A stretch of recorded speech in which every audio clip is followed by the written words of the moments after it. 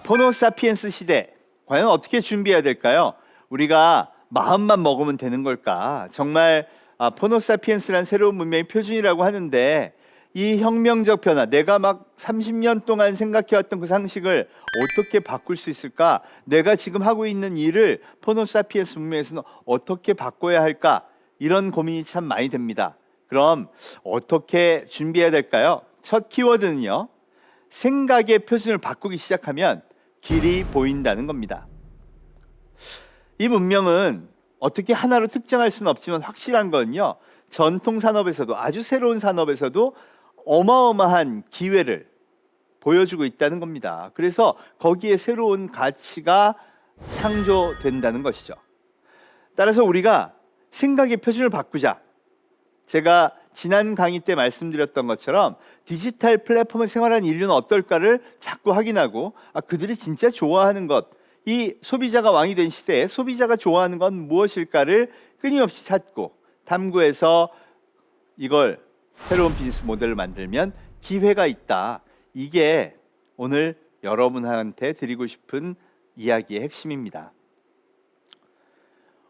우리가요, 사실 굉장한 그런 팬덤을 만드는 능력은요, 어마어마합니다. 대한민국을 대표하는 단어가 사실은 정이라고 하는데요, 우리는 참 다양한 사람들과 만나면서 아주 많은 정을 나누고 살아왔습니다. 이 정이라는 감성은 대한민국의 독특한 문화이기도 한데요, 위기가 나타나면 엄청난 힘으로 그걸 함께 극복하죠. 우리가 1997년 IMF가 터졌을 때 금모으기를 한다든가, 그래서 세계 깜짝 놀랐죠. 아니, 어떻게 저럴 수가 있지? 또 이번 코로나19 사태 때에도요, 온 국민이 다 함께 응원하면서 다른 나라에서는 사재기에 폭동에 막 총기를 구입한다 난리가 났는데, 그게 아니라 차분하게 우리 위기를 함께 극복합시다, 응원하고요, 남녀노소 할 것 없이 작은 성금도 모으고 또 마스크도 모으고 하는 그런 멋진 모습들을 보여줬습니다. 이게 우리의 정서이기도 한데요, 대한민국 문명은 이 감성이 풍부하다는 게 널리 알려져 있습니다. 누가 그렇게 얘기하냐고요? 전 세계 심리학자들과 언어학자들이 입증하는 사실입니다. 대한민국 언어를 보면요, 인간의 상태, 마음, 이런 거에 대한 표현하는 형용사가 정말로 많습니다. 신조어에도 그게 등장하는데요, 재미있다, 이거 재밌네, 그런 표현을 영어로 하면 fun 이렇게 될 거고요. 아주 재밌어, 그럼 very fun 또는 very funny 이렇게 표현을 하겠죠. 그런데 우리는 특이하게 재밌다는 단어를 잼 이렇게 줄이더니 더 재밌으면 꿀잼이라고 합니다. 허니 funny, 영어로는 표현이 이상하죠. 근데 누구나가 꿀잼 그러면 정말 재밌구나. 그러니 이번에는요, 그 앞에 개를 붙입니다. 개꿀잼. 이런 단어를 들어도요, 그거에 대해서 전혀 모르는 사람도 진짜 재밌는 상태구나 라고 알게 되죠. 이게 역사적으로 계속되어 온 일들입니다. 우리는 많은 단어에 인간의 마음 상태를 레벨별로 쫙 표현해서 이렇게 만드는 작업들을 오랫동안 해와서 그걸 표현하는 단어가 어마어마하게 많죠. 뭐 찝찝하다, 싱숭생숭하다, 이게 다른 나라에는 찾아볼 수 없는 그런 형용사들이 엄청나게 많아요. 재미없는 쪽은 어떨까요? 재미없으면 노잼이 됩니다. 그리고 진짜 재미없으면 핵노잼이 되죠. 따라서 개꿀잼과 핵노잼 사이에 어마어마하게 많은 인간의 재미있는 상태를 표현하는 단어가 존재한다는 걸 그거 자체로 느끼게 해주는 거죠. 이러니 우리나라 사람들이 인간의 상태, 마음에 대한 관심이 무지하게 많다는 거 알 수 있고요. 그러다 보니까 그게 굉장히 세밀하고 세심합니다. 그 세밀한 마음들이 소비자의 마음을 사로잡는 힘이 될 수 있겠죠. 그래서 요즘 K-팝, K-컨텐츠가 엄청난 세계적 팬덤을 일으킨 원동력이 됐다. 저는 그렇게 봅니다. BTS는 어떻게 사람들의 마음을 사로잡았을까요? 일단 가장 강력한 무기는요, 그들의 퍼포먼스입니다. 엄청난 가창력, 좋은 노래, 거기에 담긴 좋은 메시지, 그리고 끝판왕이라고 불리는 그 춤 말이죠. 인간의 가장 오래된 소비재가 음악과 춤이라고 하는데요, 이 BTS가 보여주는 게 그 인간의 가장 기본적인 욕망을 진짜 정말 크게 울림을 주는 그런 모습들이 있었다는 거죠. 우리가 갖고 있는 이 잠재력, 인간의 이 마음에 대한 세심한 배려의 힘, 이게 음악 그리고 최근에는 영화까지 터졌죠. 바로 오스카 상을 수상한 기생충 이야기입니다. 우리가 세계적이라고 얘기하지만 영화제에서 크게 수상하기는 어렵다. 그런데 황금 종려상을 딱 거머쥡니다. 거기까지일 거야. 그런데 그뿐이 아니라 미국에 가더니요, 그 보수적이고 자기네 문명을 중시한다는 백인 문화 중심의 아카데미 시상식에서 역사상 처음으로 외국어로 만든 영화가 오스카 작품상을 수상합니다. 심지어 사관왕이 됐죠. 이게 뭘까요? 이게 대한민국 정서가 갖고 있는 그 표현력이 갖고 있는 봉준호 감독의 디테일이 갖고 있는, 야, 이건 정말 멋지다 하는 공감대를 끌어낸 힘이라는 겁니다. 과거에는 자본이고 그 자본이 이끌어내는 대로 대중이 끌려갔다면, 이건 그게 아니라 이제는 진짜 소비자가 왕이 되어서 그들이 선택하는 문명, 그들이 선택하는 컨텐츠, 그들이 선택하는 음악이 세계를 지배하게 되었다는 것을 보여준다는 거죠. 그렇다면 우리한테 희망이 있는 거 아닐까요? 우리는 막연하게 그냥 가수가 한 명 태어났어, 영화가 하나 잘 됐나 보다가 아니라 이 문명의 현상을 정확히 인지하고, 과연 우리는 나의 일상은 거기서부터 어떤 힘을 얻어서 새로운 시대로 나아갈 건가, 이걸 고민해야 한다는 것이죠. 그뿐이 아닙니다. 이제는 거의 세계 최고의 컨텐츠들이 마구 쏟아져 나오는데요. 여러분 혹시 아기 상어라는 노래 아시나요? 영어로는 베이비 샤크라는 노래인데요. 어린이들을 위한 컨텐츠를 막 만들어가는 과정에서 세계적으로 빅히트를 한 컨텐츠가 하나 나오는데, 그 비디오가 바로 아기 상어입니다.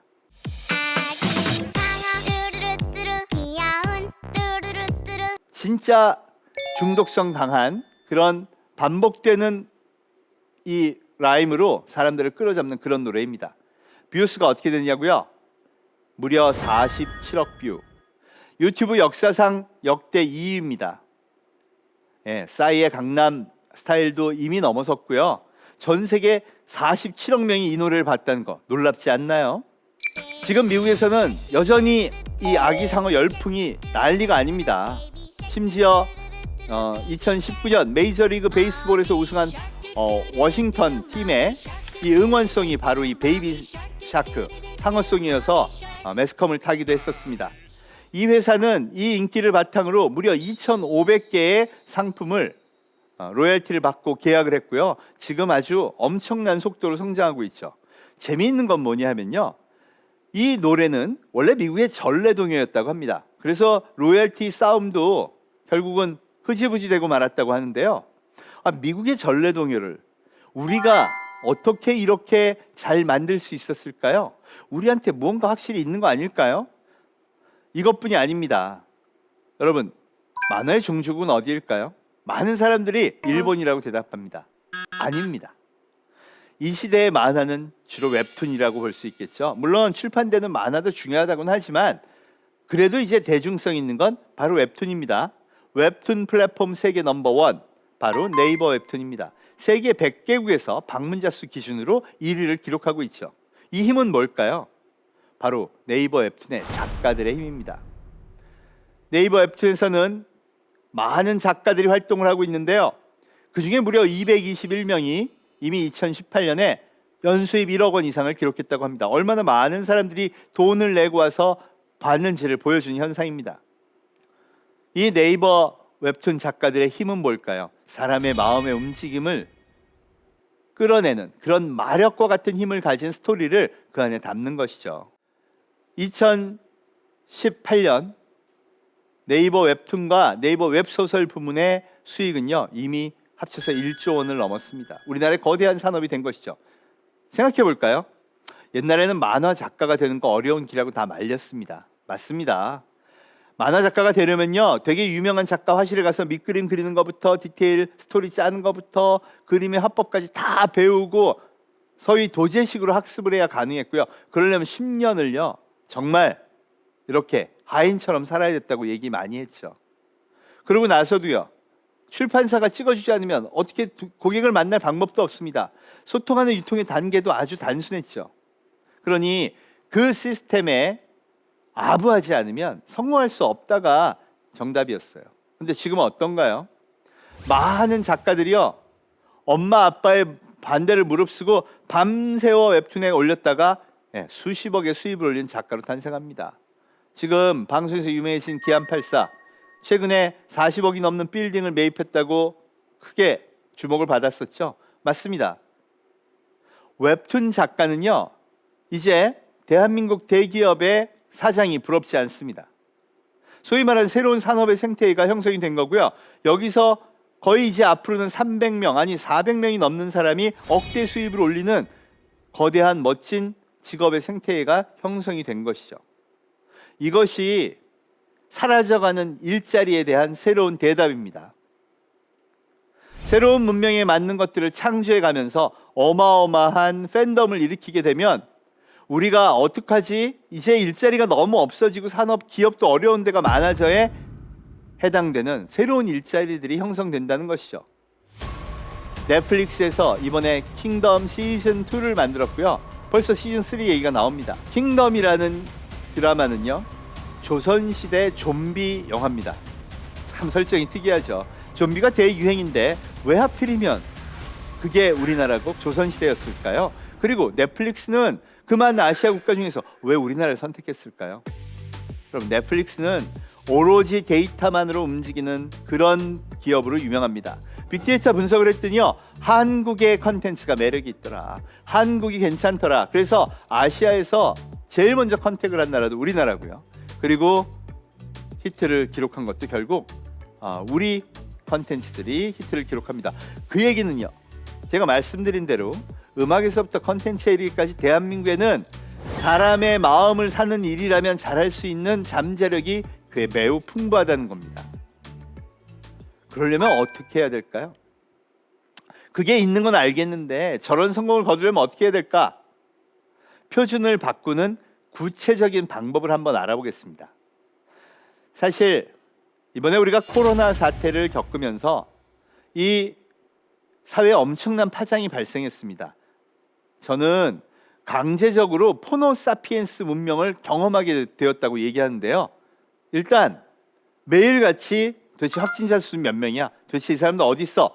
이런 것들을 확인하면서 자기의 안전을 관리하는 시대가 됐습니다. 대한민국 정부는요. 질병관리본부를 중심으로 해서 열심히 이 상황이 어떤지를 국민들한테 잘 알려줬는데요. 재미있는 건 그 표준 형식이 우리 일반인이 원하는 것과 상당한 차이가 있었다는 겁니다. 여기 보시면 저게 질병관리본부에서 하는 보도 표준 양식입니다. 보도 참고 자료. 아침 몇 시가 되면 코로나 바이러스 지금 현황은 이렇고요. 확진자는 몇 명이고 어느 지역에서 발생했습니다. 이렇게 쫙 보도 자료를 냅니다. 그럼 신문사와 방송사가 이걸 갖다가 신문 기사로 방송으로 편집을 해서 쫙 만들어서 전파를 하죠. 이게 우리가 알고 있는 대한민국 호모 사피엔스 문명의 표준이니까 여기까지만 하면 되는 겁니다. 아무 문제가 없습니다. 그런데 청년들이 다른 생각을 합니다. 대학생 한 명이요. 난 이거 불편해. 아니 왜 내가 살고 있는데 나는 맨날 앱으로 지도로 내 위치 확인하고 문제 있는 것도 확인하고 길도 그걸로 찾는데 왜 그걸 베이스로 안 알려주지? 그래서 생각을 바꿔요. 여기 어느 위치 어느 동 주소는 어디고 어디로 왔다 갔다 하는 걸 텍스트로 보여주긴 하네. 그럼 나는 앱으로 만들어 봐야겠어. 그리고 만듭니다. 불과 며칠 사이에 이거 시작 만들어서 자기가 어디 가고 싶은 방문 지역을 집어넣으세요. 그러면 그 지역 근처로 확진자 몇 명이었고 동선 어디였는지를 쫙 알려주는 그런 앱이 탄생하죠. 이걸 한두 명이 만든 게 아닙니다. 코로나 맵이라는 것도 만들고요. 코로나 알림이라는 것도 대학생들이 만들어요. 근데 걸리는 시간은요. 불과 하루 이틀이에요. 대한민국 정부에서 이걸 안 해봤을 리가 없습니다. 생각은 했었겠죠. 그럼 뭐가 달랐을까요? 상상력이 달랐던 겁니다. 서로 모여서 기획을 합니다. 야, 이거 웹사이트 만들어서 이렇게 해주면 좋을 것도 같은데 그거 외주 주고요. 발주 내고 하려면 한 달 넘어 걸리면 코로나 다 끝납니다. 아, 그래? 그럼 그냥 그대로 가자. 이게 보통 우리 어른들이 하는 이 판단의 방식이라고 할 수 있죠. 왜? 거기까지가 한계입니다. 아는 것만큼, 상상하는 것만큼, 내가 경험한 것만큼 기획하니까요. 그렇다면 20대 대학생들은 정부 돈 하나 없이 왜 이걸 할 수 있었을까요? 심지어 더 놀라운 건 뭐냐면요. 대구에서 이런 사태가 커지자, 그리고 가짜 뉴스가 막 나오자 중학교 3학년 학생 둘이서요, 코로나 나우라는 걸 만들어서 질병관리본부에서 발표하는 정확한 뉴스만 담아서 코로나 현황판을 웹사이트에 열어준 겁니다. 중3이요. 그것도 그냥 단기간 내에 짜서 말이죠. 이게 어떻게 가능할까요? 명백한 거는 우리 교육부가 주관하는 표준교육과정에서 그런 사이트를 만드는 교육을 해준 적이 없어요. 그럼 어디서 배운 거죠? 이건 또 어디서 나타난 현상일까요? 이걸 만든 대학생들도요, 학교 정규 교육과정에서 배운 친구들이 아닙니다. 도대체 이들은 어떻게 그걸 할 수 있었을까요? 이들은 경험한 표준이 다르다는 겁니다. 호모사피엔스 문명에서 코드를 배우고 프로그래밍을 짜는 걸 배우는 건요, 오픈 소스를 통해서, 커뮤니티를 통해서, 유튜브를 통해서 자연스럽게 배우는 겁니다. 코로나 알림이라는 서비스는 멋쟁이 사자처럼이라는 대학교 연합 동아리에서 회원들이 만든 건데요.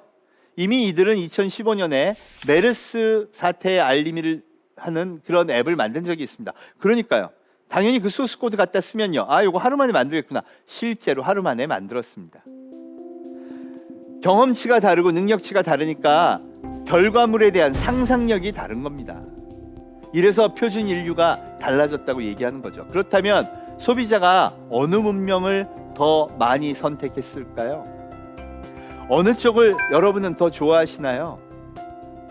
더 심각하게 얘기하자면 어느 문명을 선택하는 것이 미래 생존 가능성이 더 높을까요? 답은 정해져 있습니다. 이제 우리의 생각의 표준을 바꿀 때입니다. 여러분, 우리는 이번에 모범적으로 대한민국 국민 전체가 단합하면서 코로나 극복에 정말 국제적 모범 사례로 통하고 있습니다. 그런데 만약 우리 원격 진료까지 있었으면 어땠을까요? 내가 혹시 감염됐을지 몰라서, 아니면 병원에 가면 감염되기 쉽다니까 그럼 방문하지 않고 표준 프로세스가 의사와 화면으로 보고 상태 점검하고 온도 내가 재고 좀 위험한 것 같으니까 검체 채취하세요. 의사가 보는 데서 방식으로 검체 채취해서 밀봉한 다음 드라이브 스루 하면서 그것만 싹 놓고 갔다면요, 훨씬 더 낫지 않았을까요? 우리는 왜 못할까요? 내 마음의 표준, 우리 사회의 표준을 바꾸지 못해서 말이죠. 길은 보입니다. 분명히 있고요, 카피할 것도 많이 있어요. 단지 우리 마음이 문을 열지 않았을 뿐이죠. 여러분, 그 문을 열면 정말 멋진 것들을 많이 만들어낼 수 있습니다.